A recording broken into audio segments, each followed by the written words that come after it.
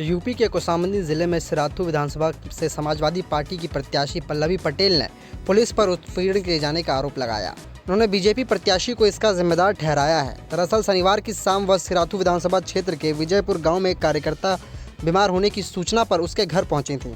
तभी किसी अज्ञात व्यक्ति ने पुलिस को फ़ोन करके सूचना दी कि यहां पल्लवी प्रचार कर रही हैं।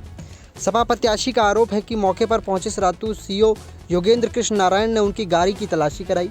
प्रत्याशी को जबरन कोतवाली में लाए, जहां पर उनकी कड़ी हिदायत देकर छोड़ दिया गया। पल्लवी ने बताया कि उन्होंने चुनाव आयोग को बीजेपी के प्रत्याशी के खिलाफ प्रचार किए जाने की शिकायत की, लेकिन बीजेपी प्रत्याशी के खिलाफ कोई कार्रवाई नहीं हुई। सिर्फ उनके ऊपर ही नज़र रखकर उत्पीड़न किया जा रहा है। मेरे पास तो बीजेपी प्रत्याशी के प्रचार करने का फोटो भी उपलब्ध है।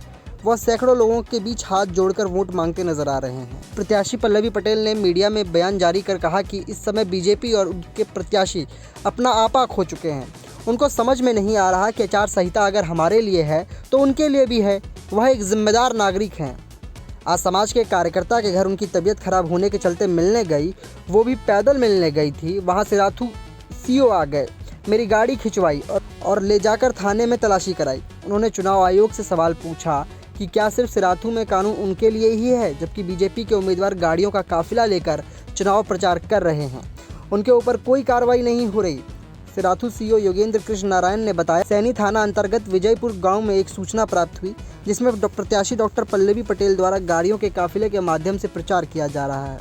इस सूचना पर तत्काल पुलिस मौके पर पहुंची। कुछ गाड़ियां दाहिने और एवं बाएं हट गई। सिर्फ 2 गाड़ियां ही मौके पर मिली। इनकी तलाशी ली गई, लेकिन उसमें कुछ भी नहीं मिला। चुनाव आचार संहिता को देखते हुए प्रत्याशी एक ही गाड़ी से प्रचार कर सकता है और मौके पर 2 ही गाड़ियां पाई गई। हमें और भी गाड़ियों के शामिल होने की सूचना मिली थी। अरे में जब प्रत्याशी से बात की गई तो उन्होंने कहा कि मुझे इस नियम की कोई जानकारी नहीं है। उनको चेतावनी देकर और गाड़ी चेक करने के बाद छोड़ दिया गया।